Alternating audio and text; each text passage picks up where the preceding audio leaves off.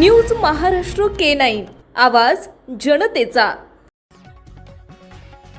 माढा तालुक्यातून जाणाऱ्या प्रस्तावित शक्तीपीठ महामार्गाला शेतकऱ्यांमधून विरोध होऊ लागलाय। या महामार्गात जमीन अधिग्रहित होणाऱ्या शेतकऱ्यांनी हा मार्ग रद्द व्हावा यासाठी आंदोलनाचं हत्यार उपसलंय। शक्तीपीठ महामार्गाच्या विरोधात मोडनिंब येथील कृषी उत्पन्न बाजार समितीच्या आवारात शेतकऱ्यांची बैठक झाली। यावेळी अनेक शेतकऱ्यांनी शक्तीपीठ महामार्ग विरोधात तीव्र संताप व्यक्त केला।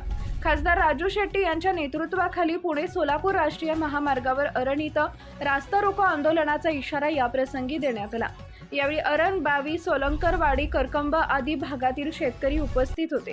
ज्या गावातून शक्तीपीठ महामार्ग जात आहे त्या भागातील जवळपास 90% बागायत क्षेत्रावर याचा प्रभाव पडणार आहे। अनेक अल्पभूधारक शेतकरी भूमिहीन होणार आहे।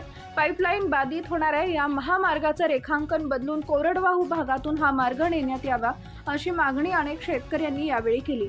शेतकऱ्यांच्या प्रश्नांची शासनाकडून दखल घेण्यासाठी खासदार राजू शेट्टी यांच्या नेतृत्वाखाली अरण इथं महामार्ग रोको आंदोलन करण्याचा निर्णय यावेळी घेण्यात आला।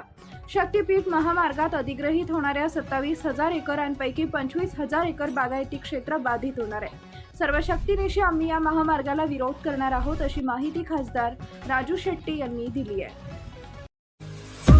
महाराष्ट्रातील महत्त्वाच्या आणि ताज्या बातम्या पाहण्यासाठी आमच्या न्यूज महाराष्ट्र K9 चॅनलला YouTube वर सबस्क्राइब करा आणि बेल आयकॉन प्रेस करा।